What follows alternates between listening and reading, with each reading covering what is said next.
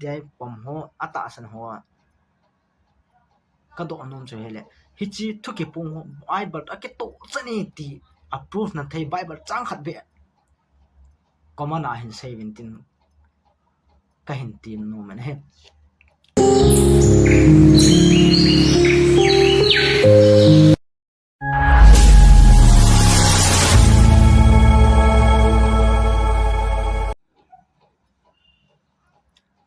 hello so bete ha tu phan hen Bible chung chang pha cham cha ani ki hawle maintain adia tu pha na kang hawlim na nom chu itabang topic hung hedi ham tele GMFDI to hin ibon a kitipa chung chang he ka hin te ka nomin ama sapenin hi chi topic ngai lu ma samben tuning question khat ka hin no no ma we hi chu imadang a he point GMFDI chung chang thu hung heading hin tura igan sungo wa he GMFDI kiti ta san lo hin nitin ikini jingwin nitin ki sei si na ni ma tha win nitin ikini jingwin hi ti hi ja chu ke man jong tu phana ka do nom chu video ve ho zo si kama ka do nom chu bi ham da khat ve be GMFDI na muna thuki hille thuki sei ho Bible to akit ti a na ger kham alole Bible to akit to mongi ta ati ata san ho GMFDI pomho ata san ho ka do nom che hele hichi thuki pung Bible to akit to chani ti approve na thei Bible chang khat be komana hin 17 ka hin tin no man he Bible chang khat be bu Bible bu som gup le bu gup hichi Bible sung na he chang khat be pathin chu mihim sunga alu nin pathin chu mihim sunga alu nin mihimin thu ase alo pathinin mihim chu amang chang pathin chu mihim sunga alu nin hichi mihim nu mihim pa chan thu ase ti Bible a namu kha ale komana hin sen lang a Bible chang da ni pethan ti katit na no he aji chu Bible evena la pathin chu mi sunga alu nin thu ase ti wang chu akim kha lo ji chun hi ja chu ata san ho denga chu lung set and hichi na stand point thei diwin Bible chang mu kha chu quotation in pi lang pathin chu ama ta ama nu ama pa sunga chun alu nin thu ase ti na thei Bible stand khat ni pi win a stand point thei ding khat ti hi ama sa pe na che ka komana na hin su diwin ka hin tim he tu phanin topic chan lu ta tin hichi ibon a he yang diu a hello jang indo ka ta sin ningkum 2025 chan ibon wa ki pa he an mit social media ung ha viral ma man atu se ala sa ke man cha dan ho ya chu ama hin ho to ama thu hil to ama chan ho to GMFDI hong ke ba dan ho neu khan se khom ning khan dei sen he a khan nen ibon an hin pan ten ama hin EPNCM tle ama hin pathin to ka ki motu ji atin he pathin to face to face in ka ki hawlim ji ani tin he ama he video ha chmu the chu phan ta bar sang khol ho ha ki ajin mor chung a chi jin he chu aga taw sin he aman se na chu pathin to face in ka ki motu in pathin ai hawlim pe ti chu aman a se na khat he ani chan na chu pitike nam tela ibon an se chu pathinin ka comment thu a sein ai hes and 25th December 2025 ting le pathinin he chelai sit hi tuya asu mang ni ma a khang lai banga chu pathinin tuya asu mang ni he tin ana sein he chani na he point ni na a point thum na chu pitike nam tela pathinin kong sui dingin ai thup ati in ama he kong som na simin kong som na gate he mihim te na ding ata san ho na ding ni he gan chanam kin koina nga kong som an sim he ali chan na he ama hen ama ta san chule ama nung zui he ani tin an pong singin iji chum chamlo kan mi sang ni le jake lang he anung zui ama gaw thupon ta san ja anung zui mi tampi an nei he gang chen ang khang tam he anung zui he anga chan na chu pitki nam tile ama sin as ama thu sei ta san le ama nung zui ho bo so chading anga san ne sen he i chu ama thu sei ta sana ama thil ta san ho bo ama bo so chading adang so chalo ning ti ama thui khat he agup chan a chu bitikin ham tile ama hen supporter le anung supporter le nung zui tam ta na nei ji chun am ho chun sum adong khom min sum asep khom hi cho za chun ama hen kong jang an simin hi chun ki kan gang chanin hi banga gan thei pa chun gang chanin luxury ka fai ta kha jang a hen ki cho in hi chun mi pi an lung lang sa hen cham lo ka en ka fai ta man tam ta kha an ki cho he cho ama hin khwa ko na mu lo the asagi chana chu piti tam ja 25th December 2025 chang hun ta hi chin khu chang lom pa chu mi pi hen po ake po win po to acha to naw to thi tam beginning cha na ke po win hi chun no e bon a ke ti pa kong sim lang cha azul min pathin thutip dung ja cha hi chin khu chu pathin e tui sang mi hem asuk mon the ati ata san ja chu ani zul min a hela akini da mo min thil cha nin ta po in ama prophecy alo prophesy cho ani fail tan hi ji chu mi pi ana satan ana lung hangin ama thaning ma ni no gong a vo to hi bang si anu so men hi chun a chen en police hon amane police ho khon na men police hon custody na kwai phan hi chi bon a chung chang niaw kha inga asiula athu sei a hliam a hi da thil hliam a hi da chule mi pi ke tho pin zala chuna ain chen a ki sin dan chana gang chang khang to ham ti dan cho thil hliam dan le in chen sin a hi chi ho aman cha dan chen niaw kha ama hen sei na chan chen tin tun GMFDI chung chang hong lon ka tin GMFDI thu pon dam pi ane ni ka ha zo zai pon he aji chu ka video ka lung lu lo jin ka ve ji pon a hin la ka ga het kham chu niaw khat ka hin sei ding a hi in tam ta la na hong ne na tam ta ni ana ke ka mu kham niaw khat kan sei do ding hin a khat na GMFDI ten a sei ka he khat chu pi ham tle 2025 ma chu ba ham na ning kum ma chu tam ka he khilo akum cha ka ta pon ning kum chu tam December day 5 ni chu Christmas na pakai so pe ni ho he atin Christmas anamam lai si chunga Christmas kum hi ya akum ma hung ki mang ta jang kuiman 5th December ko Christmas ni ho Jesus Christ pe na mo he ti kuiman approve lo kuiman a he lo meeting Bible la ma kuima he gina nei hon jang he chi 5th December Jesus Christ pe ni ho cha hi ta a sei the lo hi ahin la GMDI ten pathinin ase na 5th December his ama pin Jesus Christ pin ni ho he ativen Christmas aman ta hi bang si social media banui ya muntin ahung viral he cho khana ase yo adi lo na khat ka he do khat he anni chana chu pi ham dela pathin to ke hodan a sejin ke mi ibon wa ma na ibon wa chana man sa pe na cho 25 December la pathin ba noi su mon tin chuma bang chen GMFDI ten na 5th December che Jesus Christ pe ni ho chat he atin we ne akiba dan na ani chan na cho pathin to ke ho dan in ibon wa bang chen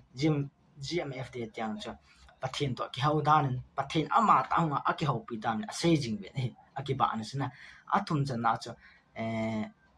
GMFDI ta se ke cho pham ta vantil ala Michael vantil kom wa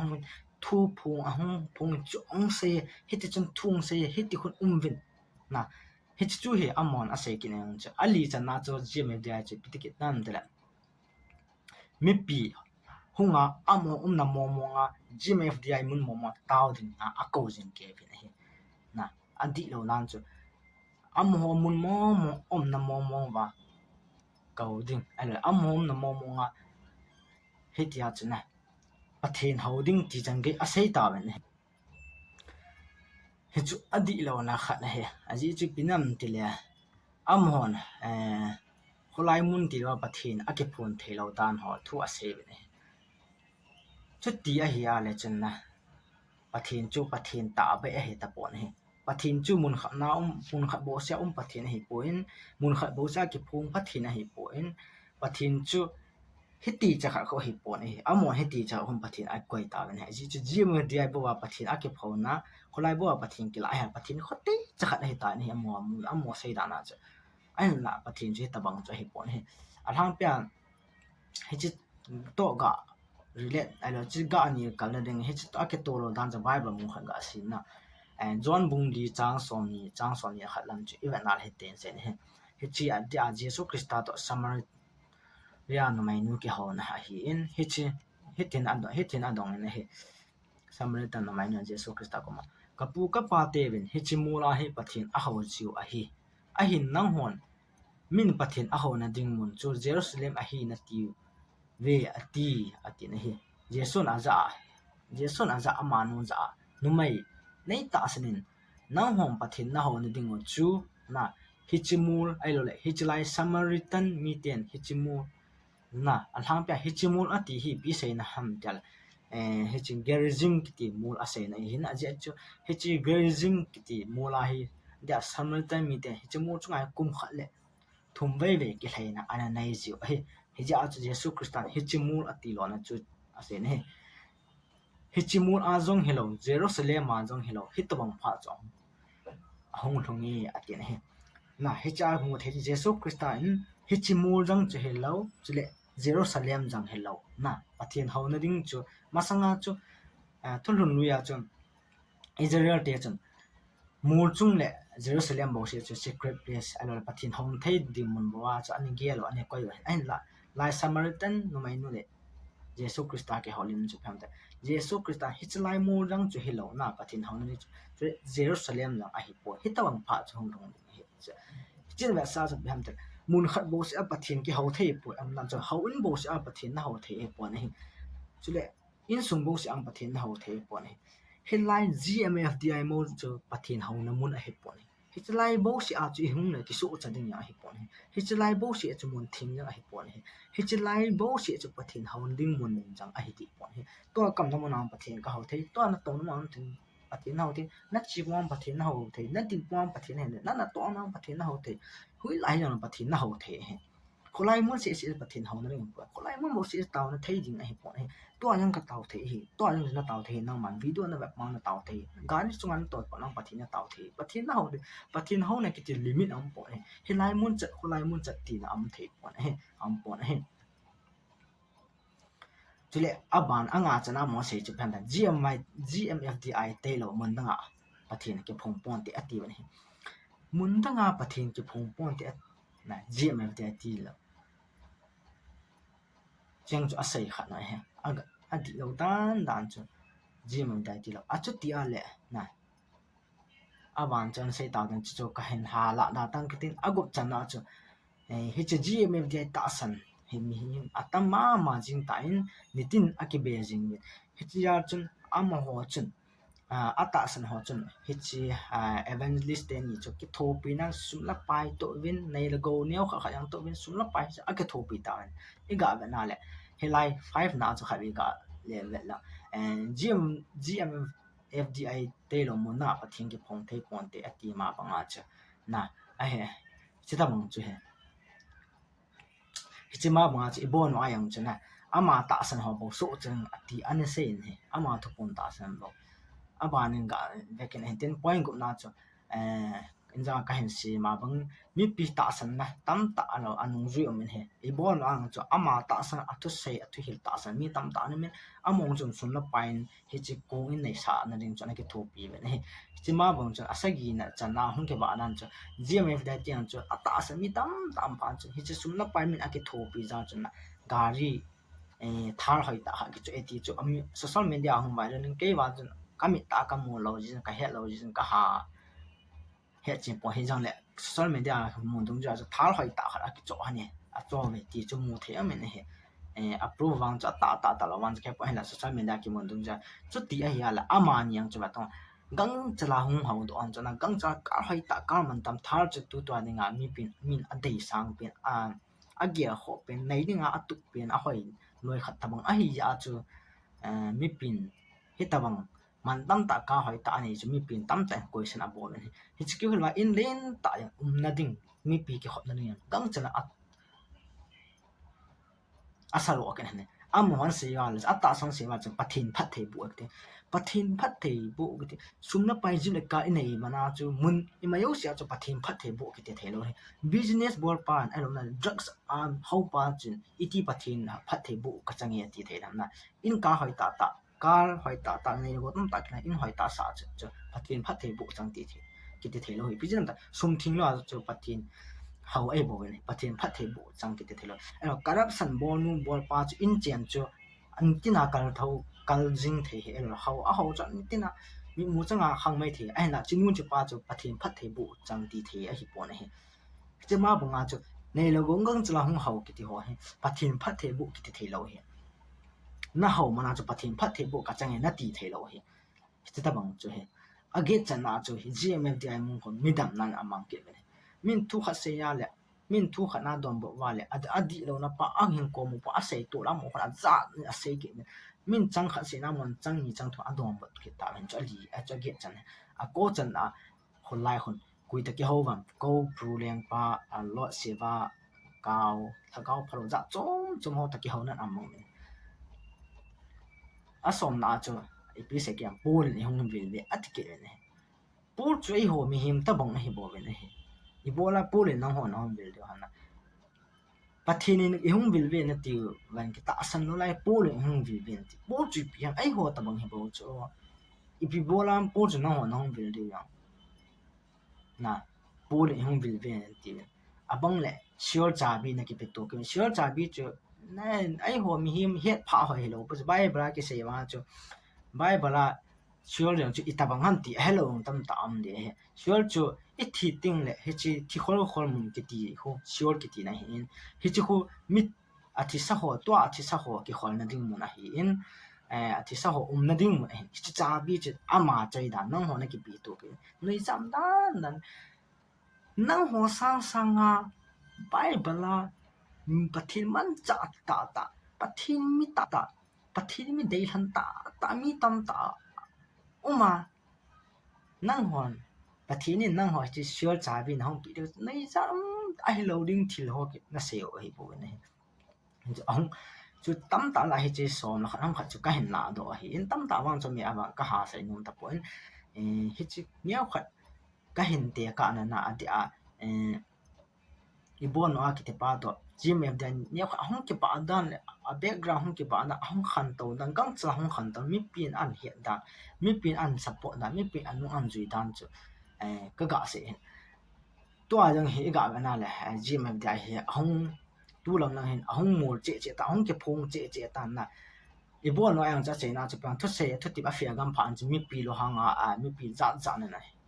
a vo wa alo la song a se po wa je wa social media chu ke mo in police jong game man he tu a jang evangelist ne je me de mo khoi ba na mi pi tam pe lung thai lo na phong do ata san ho je nga ata san ho je nga sum ni gu da ne sum hi ta ki pi to yang ki mun cha thopun ho yang ki mun gi khom me ti ho po ai le za chong chung akim akisei na he social media akim jing he ne tin chukit le mi asu dam hong adam pai om be pon he ipi jang kyam ka he khat amen he chi kaloi pa ki ti khat he college a kompi khat he aman he nu ching khalamen ataw pi ma ma mi khat he in amana sein aman ei taw pi zo zo bible kang sim he atien he ai ama he gam la bo ho hin al ina ho na gam ho ke tho hin ama chen nadam tai ti in nu so le atien he ei taw pi nadam tai ti in nu so pe ai la to ko ama ho khat ve vil abe ma ma he si he ke ma tan ka experience ya ji cho kam mu he kai to kam khom roommate ang ka hi in ve za khat hita khoma ka bui pi kai man za ka azan dinga mun tana ka pui kha he en hoa hui la ya ma azan mi chom na azan tikin he ji adam thing lo la ya na dam thing tai atia an nu so chu chewa cha ma pa khat ve ve tin he tai ho hello wa na hita ji na lai chu iga cha ko na chu ke experience kai ma ona kai man ka tu lo wan chu kai ma chunga chu lo kai ma ona ke experience mi a kaloi pa ko na ka mu ya se ke experience pa chu ka hen se na ya chen kai ma tan kam in kam mu an ka experience ya thilom chan dan chu ti chu ka hen se ya hin chu ni kha hen te ka hen ten tu in bible la to thu hil hoi ki to mo nam ti kha ve bible ga ve ho tin ji chu bible la ko na ka home base no men thu ki hi lo he ata ham ta lo ham ti he ama sa pen in exodus bung thum chang liya ba chang gup chang khwa ve ga sim lang he tin sen he a hin hi chi ve dia mo sia ki hai chun pathin amu do pha nen ham bo la kon chun pathin ama pa hen ka mo si atin a hi le aman jong hoi jo ati chu ta chun pathin ni hin nai lu hi be in la kyang phang te na konin na kyang chu te ni ki su thlai lang hin izinam itil hichin na din na jing jong chu chun asen kai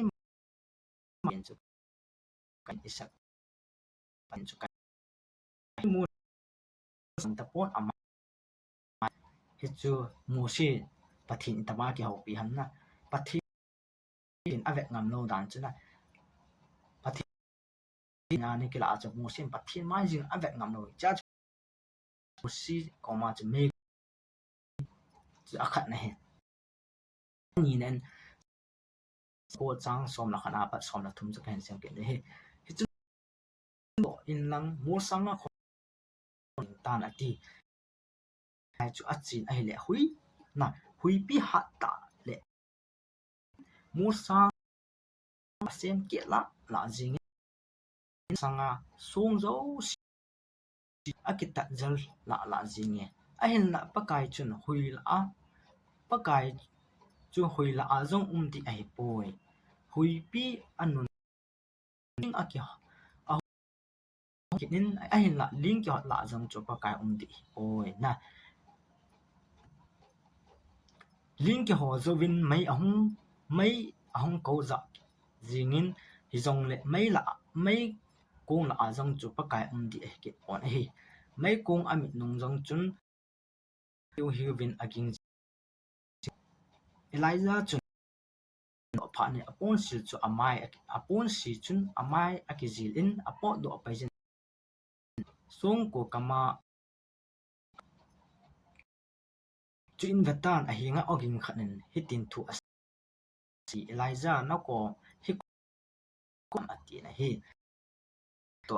pa je pathin ki mutu dan chu pathin chu mai huipi na sata anungin song ho asiam ke la na hi el hui la ai po che ga ba la pathin chu mai ku nga jang ai na hi chula chu pathin mai pon pathin a hen ho pi kina o changa an ho pi ki ti chu na changa hen ho pi chu Elijah lang chu abana Matthew bung thum chang tu ama achunga kalung alhai tangai ji na kun nen o ahung hi atin chi ji sona me tai achan jawa wana kuna pathinin ochanga thu an hi chang chi na kan pathin chu wana kuna thu an se ya hi chi na ka chapa dei ta hi chunga kalung alhai tangai ji ta ochang wana kuna an se akimon he chule abanin revelation bung khachang som chi simkina le pakai ni khonia chu kaima lagaw wa ka hi chule sumkun ging to bang ogin na sata ta kanung lama atien he zonen aban kina revelation lam che bekina atien se chun wana kunin tuitam ta ging le o khat kazan ka oza chun silangda tum hon asilangda chi atum gino to bang gin to bangin hi atin he ho chu pi ham tle pathinin mi chu ami tia chu Elijah a hi in chu achapa de ta Jesus Christa a hi in chule solcha zone a hi in amo chu piti ki mu piam oginga na o changa ko na chu amel ta yang ki mu to pilos na hichi abang le mai ko nga kil a abang le hui la yang chu kil a pathin chu mi a ki mu tu pi pha amai yang ngam lo he chule pathin chun ochanga a hen se ochanga a hen bo pathin chu helai bible ho chu pathin chu mi sunga alu ne el pathin chu mosi sunga alu ne pathin chu Jesus Christa sunga alu ne el pathin chu Elijah sunga alu ne John sunga alu ne akiti pon he ipiti ho pi ochanga ho pi le na ochanga pathin ama wachang ta ho pi ai la tu na gmf dia ho pathinin a ho e ho pi te ipiti a ho pi el ipiti mi sunga alu che na mi sunga alu chu pathin lu ngai lo chu pathin chu lagaw ni ho chu e ho pi di wa pathin lagaw wa ko na alo ita sao he chi bible tu khanga chu ochang he talo tu khanga che bible na pathin oi ja no ma he chi holy bible bu som le bungup hi phatia na sima la pathin ochang ngan sin he bible ko he cha pathin na ho pi de masang khama za pathin hong ding namanga hong nang ki ho pi ding hiti ta won expect lo ding he chi gm de mo na ho pathin tu pu nan ti ko hama thu sei pa ho thu sei pa ho lagaw bu he bol lagaw bu da ama athi ta bang he ti ta khong hello ase yang ko ama kam changa se lo nyo khan se ni efficient ke lo hela khan an angai ding khan an ale do ke ding heta bang chu he bo ne pathin la gaw ki phu na mo a hiya le pathinin dairanga evangelist chingkulan le evangelist thanglin sei evangelist te ni som ta te ni ho amani kom mo a sei ding thu chang a sei ding bible hit ti hin na pathin in bible akon ai holim pe pathin tu ni khon ba hi che bible chang chun ai holim pe pathin hit ti hin bible akon ai holim pe pathin tu chanin hit ti hin ai ke mu tu pe ati han chula pathin hi che bible chang akon chun ai holim pe hit tin a sein ti khat chang lo chula changa chu kuyang hilanga mi khat athita bang khanin thu an se ya langa ta se si mi pi hallelujah da khot be chu pathin o hi ong pathin o ki chu pathin bible changa ho pe masanga chu bible ni kisun no lai chu bc na bc ja khat sang ni a chu bible kisun no chu na tu ba pathin o ja na bible ni sing ai la bible ko pathin na ho pi nang in tu na mi thu se si nan ta sa mi thu se amen na ti le chu hi the ro ta bible sim le la mi thu se si ta san the le chu thu hi liam ti ne ne hela tu ki pu ke yang ga de ga se the la lagaw bu nei man cha le chu ai mang cha pa lagaw bo mi amang satan jang pathin tama thu nei chla satan cho thu nei chu pa satan chu a hi na chu mi thi bo a tho sa the lo chu ya kai bo the chu henam hita bang chu ya kai bo the pa pathin tama thi bo the pa za mi pi man cha the chla hita bang chu ne mi thi bo a tho the lo thu ya satan yang za kai bo the chu hita bang hi a chu pathin ke phu na mo he na ti wa helai mun wa pathin lo ke phun na hi in helai mun an hung bo se so chading a hi alo helai mun mo he pathin o ki ja an he na ti wa le lagaw thing ke phun na mun lagaw thim na mun he na ti wa ji mem dai na pom wa le a chu ti le nang nu nang pa yang a chi ata so chu GMFDI mun an nam pha lo lagaw thing nam pia GMFDI na da that ni le alo na da that ni khoting le na alo lai to nang kho kal ting ho nang mang thagaw thing na da la hi ti na ki he ngai he chukin ke ya ko na ka se ipon nong ho ta san pa ka hin phon do ai bo ne he nang ho khulai mun mo lagaw thing ke phon na mun dang a lagaw thing ke phon thei lo mun dang a lagaw thing lo khulai mun taw na ti na pa ka se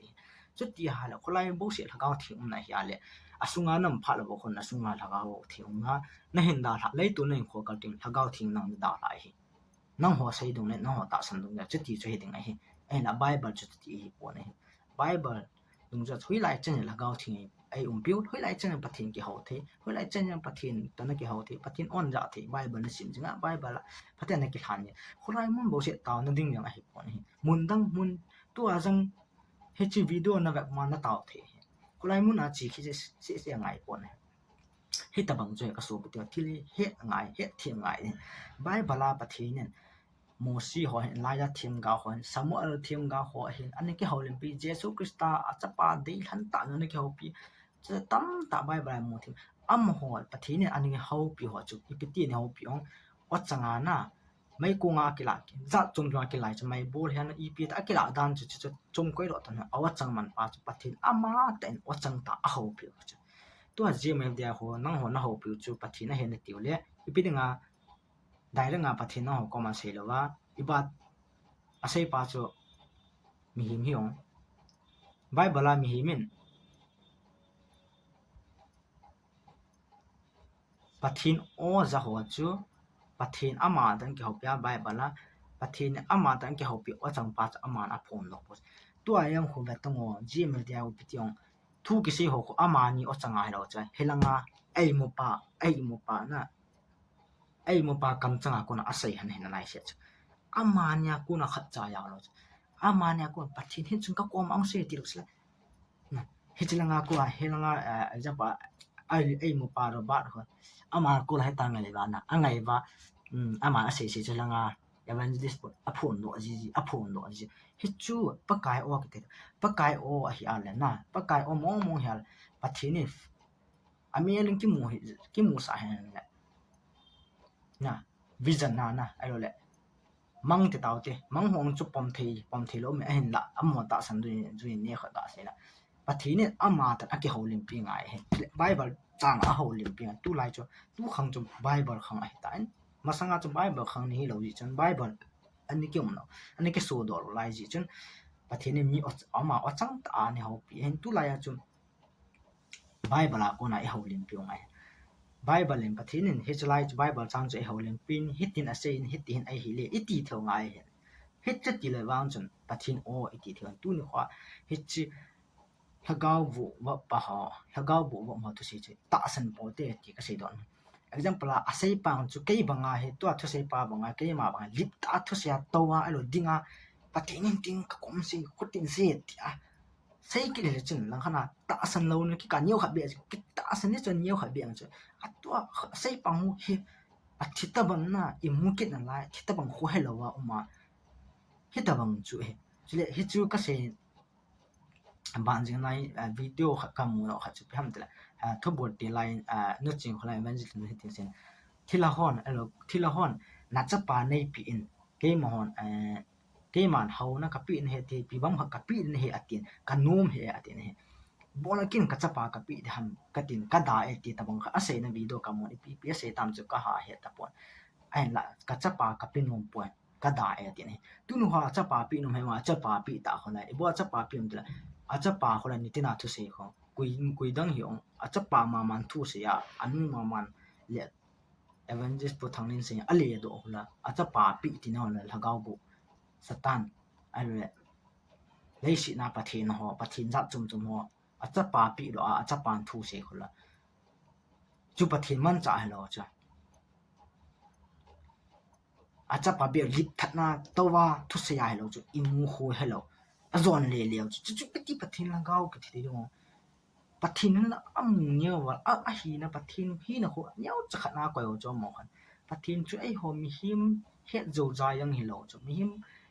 gel zo za yang hello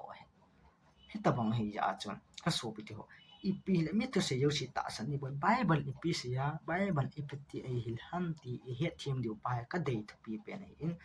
ja kui ma dem na le kui ma se si na ka ha se he pon en la bible he thim diu dan le bible a pathin ipti thu pho na pathin in bible ipti mi akim mu pa pathin in bible iti mi a holim pi ham ti he thim diu pa ka dei so ja chu ya on like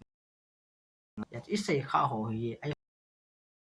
bible simatin bible a kon in thu he thema te ti cha che na che nom he ka ke pe